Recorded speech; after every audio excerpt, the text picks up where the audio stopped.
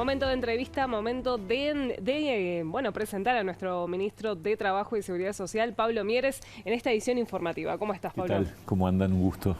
Bueno, recién veíamos a nuestra compañera Rosario Lema hablar sobre el conflicto lácteo. ¿Qué tiene para decir al respecto? Y que hay mucha preocupación, obviamente, porque esto se viene alargando y empieza a tener los impactos que ustedes mencionaban en el bloque anterior. El impacto de abastecimiento, el impacto del encarecimiento también, porque al faltar los productos básicos como es la leche fresca, se encarece inmediatamente el costo del acceso a ese alimento tan fundamental. Estamos trabajando fuerte desde hace unos cuantos días ya, tanto en el nivel de la negociación del Consejo de Salarios del sector, como en el caso concreto de lo que está ocurriendo en el conflicto específico de Conaprole.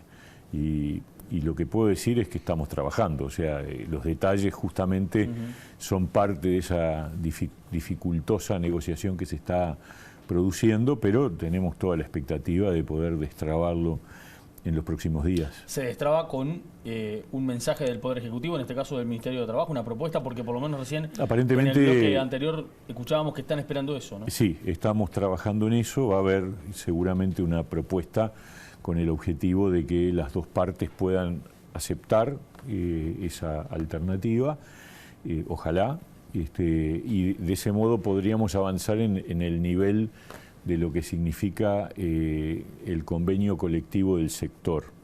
De todas maneras, queda pendiente la discusión y la resolución del conflicto más específico en Conaprole. Pero las dos cosas, de alguna manera, están vinculadas porque el impacto sobre el abastecimiento está muy relacionado con la empresa Conaprole, que es la empresa mayoritaria en el mercado lácteo en Uruguay, ¿no? Muy bien. Se podría hablar de empleo, por eso lo convocamos, aprovechamos la oportunidad de hablar del conflicto lácteo y bueno, hubo 10.000 trabajadores menos en seguro de paro total en un promedio de 2019. ¿Se puede ver como un aspecto positivo? Sin duda, es parte de esos indicadores que nosotros mencionábamos. En general, el mercado de empleo volvió a una situación prepandemia ya a fines del año pasado, pero hay un par de indicadores que son más auspiciosos. Uno de ellos es lo que tú decías, los trabajadores en seguro de paro total son alrededor de unos 36.000, 37.000 según el mes que uno tome, desde hace 6 meses. Eso comparado con los trabajadores en seguro de paro total en 2019 son 10.000 menos. O sea que es una recuperación incluso mejor que lo que teníamos en la prepandemia. Por otro lado, tenemos 10.000 trabajadores más que están en el seguro de paro parcial. O sea que son trabajadores que están trabajando, pero están trabajando por menos horas o días, según el caso, de lo que deberían. Estamos hablando de los jornales solidarios. No, los trabajadores en seguro de paro parcial son aquellos que representan a sectores muy afectados, turismo, espectáculos, instituciones deportivas, son un conjunto de sectores acotado, pero que todavía tienen la posibilidad del instrumento del seguro de paro parcial hasta el 30 de junio. Los que sí estaban en seguro de paro fueron habilitados a poder participar, por ejemplo, en los jornales solidarios.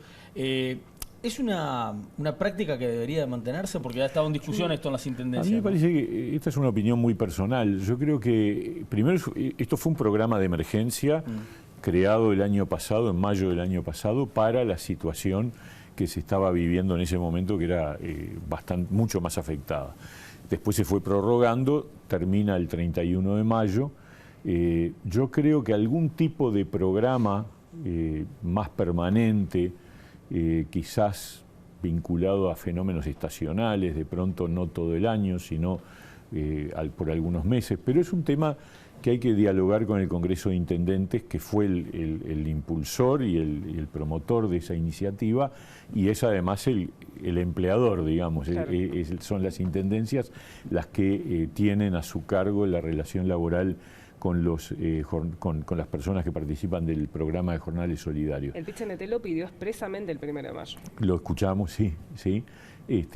Y bueno, la prórroga nuevamente de estos jornales solidarios por ahora no está en la mesa de trabajo, pero estamos todavía a tiempo de discutirlo.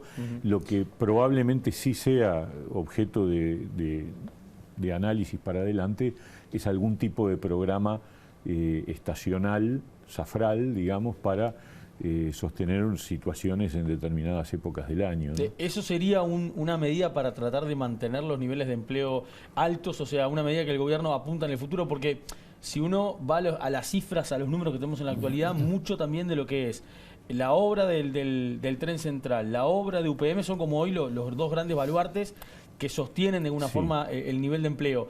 ¿El gobierno está pensando en alguna estrategia para el final del periodo?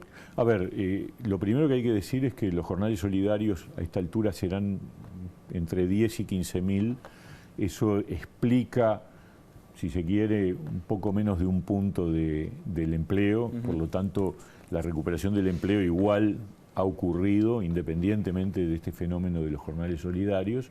Y por otro lado, la obra de UPM y la obra del Ferrocarril Central genera también puestos de trabajo, estamos hablando de otros 10.000, pero también hay obras en carpeta y en agenda que van a empezar a funcionar y que van a generar también su consecuente contratación de puestos de trabajo. O sea, yo no veo que el tema del empleo vaya a ser un problema recurrente, es decir, que tengamos una caída del empleo. De hecho, el Ministerio de Economía y Finanzas decía el año pasado, a principios de este año, en febrero, cuando anunció que la economía había crecido un 4.4% en el 2021, por arriba de las cifras que el propio gobierno predecía, y que por lo tanto se imaginaba que el crecimiento en 2022 iba a andar en el orden del 3.8%, cosa que los analistas convalidan.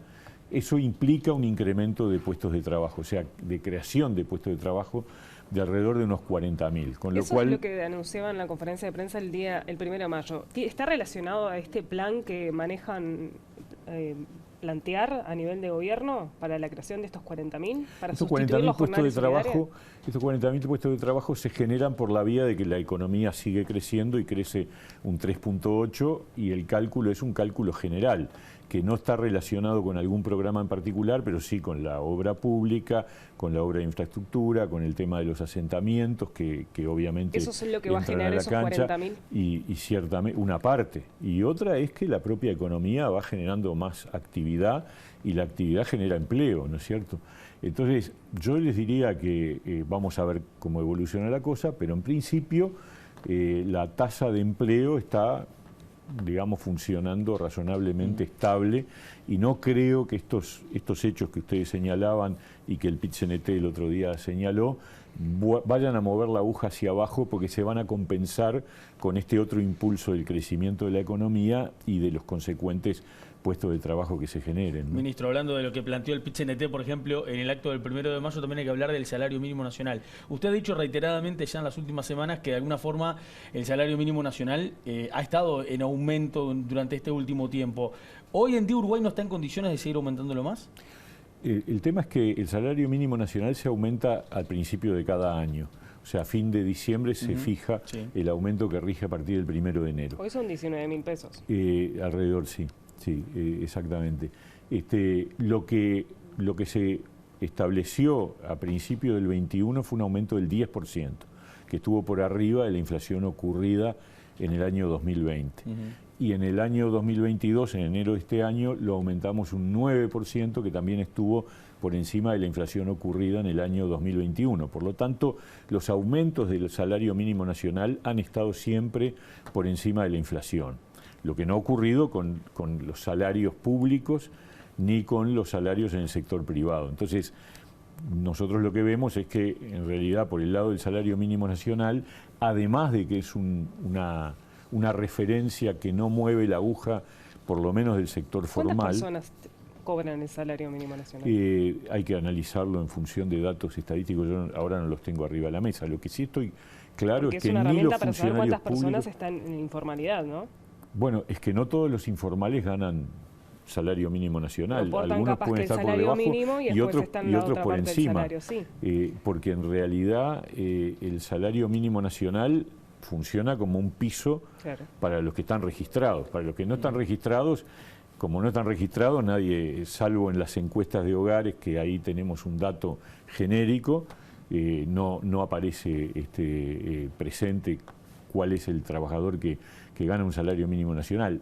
Por lo pronto, todos los que negocian, todos los sectores de actividad que negocian su salario en el Consejo de Salarios, todos están por encima del salario mínimo nacional, y los funcionarios públicos también. Por lo tanto, por eso digo que la medida que planteó el PIT-CNT en realidad no mueve la aguja de los trabajadores que están regularizados. De los informales, el PIT-CNT dice que es una referencia para los trabajadores informales. Si fuera así, estos trabajadores tuvieron un aumento del 10% a comienzo del año pasado y de 9% a comienzo de este año, es decir, más alto que el de los públicos y que el de los privados. O sea que a nosotros nos parece que ahí está cubierto el tema de la inflación. Mieres, en la conferencia de prensa donde el presidente de la República daba los aumentos para los públicos y también para los jubilados y pensionistas, hablaba de, bueno, convocar a los consejos superior tripartito, tanto público como privado. Hoy los privados hay varios sectores donde podrían darse aumentos. Ayer dábamos, sin ir más lejos, las cifras de exportaciones. Sí, a ver, ¿qué otros serían? Vamos a ir sobre el sector privado, Apeló vamos por partes. a la buena voluntad. Claro, porque esa es la forma de negociar en el sector privado. El sector privado negocia entre las partes. El gobierno participa, opina y finalmente puede tener que laudar, pero en general lo que predomina son los acuerdos de partes. Y efectivamente el año pasado tuvimos la 9ª ronda que culminó a fines de año con la aprobación de todos los convenios colectivos de prácticamente más de 600.000 trabajadores y la mayor parte de ellos acordaron convenios que implicaban ajuste por inflación en el correr de este año.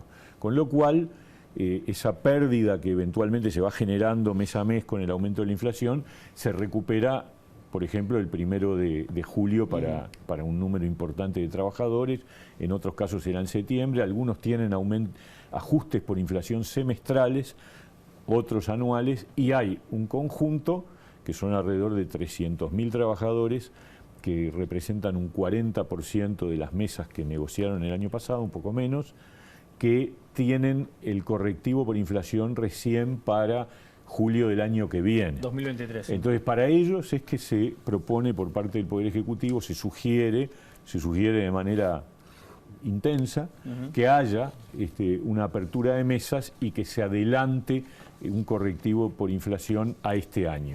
Y bueno, eso empieza a funcionar esta semana, las mesas se están instalando en estos días y tenemos la expectativa de que, obviamente, hay que decir también, hay situaciones heterogéneas, hay sectores como tú decías, Natalia, que tienen una situación que les permite adelantar con más facilidad esa medida. Otros pueden estar más complicados, veremos, nosotros vamos a ayudar en todo lo posible a que haya acuerdos de adelantamiento. Sé que es difícil porque son tiempos de televisión y de informativos, además, y tenemos que terminar, pero una respuesta brevísima de 10 segundos. ¿Una posibilidad de poder ir a la jubilación parcial, como propone el PIT-CNT, es posible en el Uruguay? Jubilación parcial. Jubilación es parcial. decir, que una persona pueda trabajar, estar jubilada y trabajar. 10 segundos, sí. Para mí es uno de los criterios y además en las recomendaciones de la comisión de expertos estaba incluida la incorporación de esta modalidad. Veremos, porque la reforma de seguridad social va a ser un tema que se va a hablar y mucho, y más la semana que viene. El Uruguay no tiene más remedio, tiene delante una situación que además fue reconocida por todos los partidos. Yo siempre destaco las declaraciones de Astori periodo pasado. El tema es que es un tema de todos y esperemos que todos podamos ponernos de acuerdo. ¿Falta voluntad? Yo digo, la comisión de expertos elaboró un documento de recomendaciones de unas 100 páginas que no contó con el apoyo de los representantes de la oposición, del Frente Amplio. Lamentablemente, esos representantes no presentaron ningún documento alternativo que hubiera permitido decir, bueno, acá están los puntos de diferencia. Simplemente se limitó a rechazar la propuesta de la mayoría. Bueno, no es la mejor forma de iniciar un proceso, pero hay que transitar un proceso y ojalá en este tema nos podamos poner de acuerdo, al menos en algunos mínimos, todos los uruguayos. Gracias, ministro. Muchísimas gracias. Un gusto. Pablo Mieres con nosotros. Ahora es momento de la pausa y ya seguimos.